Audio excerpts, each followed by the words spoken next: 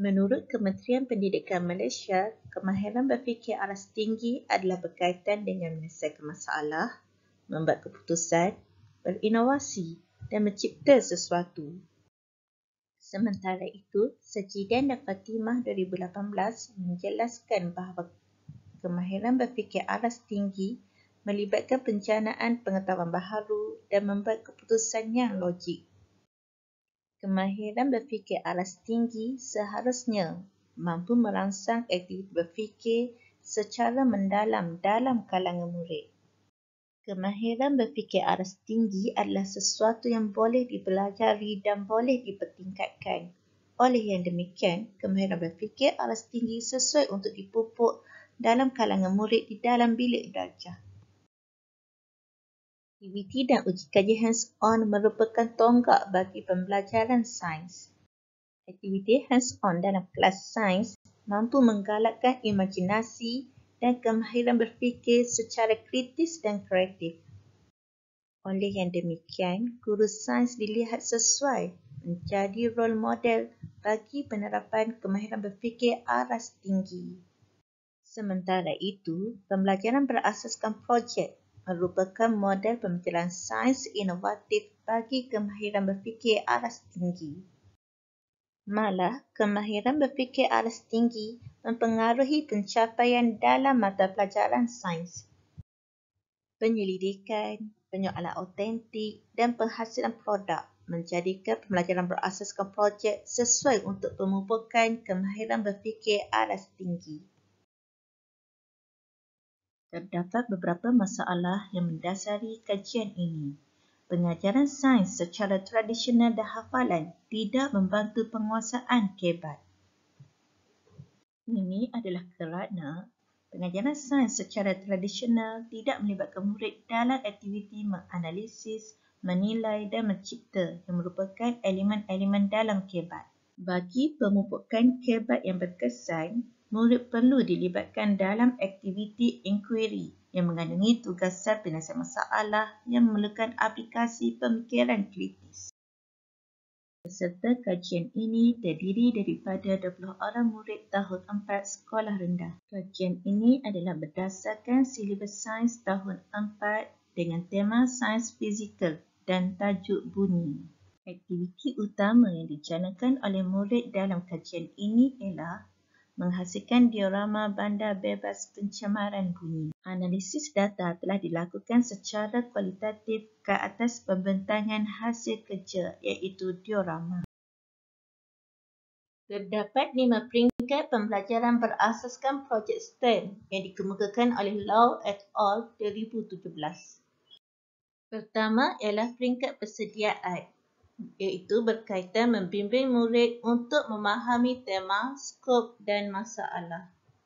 Peringkat kedua iaitu peringkat pelaksanaan, memerlukan murid menghasilkan satu projek berkaitan lakaran yang telah dibuat dan mengendalikan ujian sebenar. Pada peringkat ketiga iaitu peringkat pembentangan, murid perlu membentangkan hasil projek. Seterusnya, pada peringkat penilaian, guru memberikan penilaian atau cadangan berhubung projek murid. Akhir sekali merupakan peringkat pembetulan, iaitu untuk menggalakkan murid membuat pembetulan berdasarkan penilaian yang telah dibuat.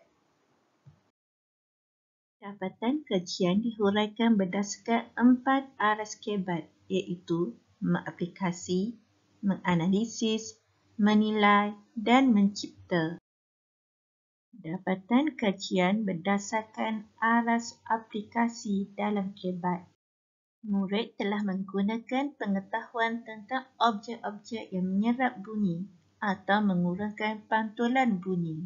Murid mengaplikasikan kemahiran mengukur panjang dengan cara yang tepat bagi pembinaan model bangunan.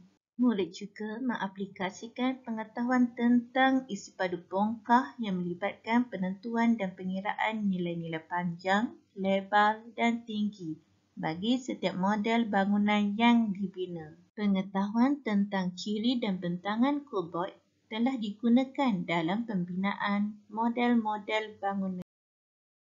Huraian dapatan kajian berdasarkan kemahiran menganalisis dalam KBAT. Murid menganalisis bahawa diorama sebuah bandar perlu mempunyai elemen-elemen seperti bangunan kediaman, fasiliti awam seperti pasaraya, hospital dan taman permainan, kenderaan atau pengangkutan, pokok-pokok dan lain-lain yang difikirkan sesuai. Murid membahu-mengkait antara elemen-elemen ini agar susun atur dalam diorama bandar yang dicipta berkesinambungan dan harmonis. Dengan itu, objektif untuk mengurangkan pencemaran bunyi dapat dipenuhi. Seterusnya, murid telah menganalisis secara mendalam tentang ciri-ciri sebuah bandar bebas bunyi. Murid mengenal pasti elemen-elemen yang dapat mencegah pencemaran bunyi untuk dimasukkan ke dalam diorama. Selain itu, murid juga menentukan faktor-faktor pencemaran bunyi dan mengelakkan kehadirannya dalam diorama yang dicipta. Huraian dapatan kajian berdasarkan kemahiran menilai dalam KBAT. Murid telah menilai apakah ciri-ciri yang boleh digabungkan bagi membina diorama sebuah bandar yang kurang atau bebas pencemaran bunyi. Antara perkara yang difikirkan ialah menanam banyak pokok dan rumput yang dapat menyerap bunyi dan mengurangkan fenomena pantulan bunyi. Murid juga mengetengahkan penggunaan basikal dan berjalan kaki berbanding penggunaan kenderaan bermotor seperti kereta yang menghasilkan bunyi enjin maupun horn. Susun atur bangunan fasiliti seperti kedai berdekatan dengan bangunan kediaman atas alasan dapat memudahkan pergerakan penduduk.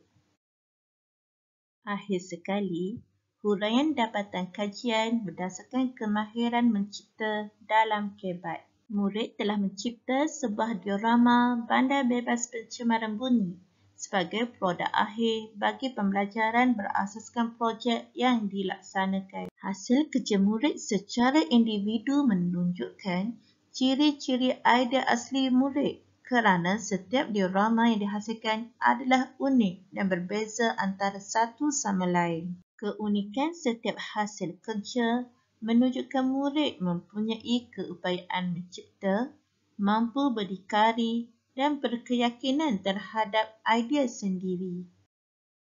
Pembelajaran berasaskan projek yang dilaksanakan berjaya menerapkan elemen-elemen KBAT. Hasil kerja murid dalam kajian ini bertepatan dengan ciri-ciri diorama yang disarankan oleh Susanti et al. 2019, iaitu mempunyai daya tarikan, menyeronokkan, memiliki elemen keindahan. Kualiti diorama yang dihasilkan mewakili nilai-nilai tersirat dan keupayaan murid menzahirkan pemikiran mereka dari segi pengalaman, berfikir secara kreatif dan menyelesaikan masalah. Keupayaan murid menggunakan pemikiran kreatif menandakan murid juga memiliki kemahiran kognitif dan menguasai KBAT.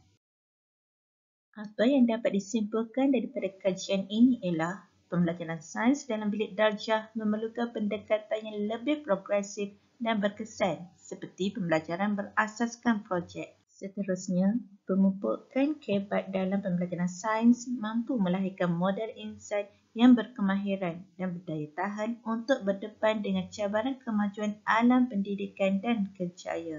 Oleh yang demikian, projek berteraskan penghasilan diorama mampu menjadi medium pembelajaran yang bukan sahaja menarik dan menyeronokkan, malah merangsang murid menjadi penyelesai masalah yang kreatif dan berdaya cipta.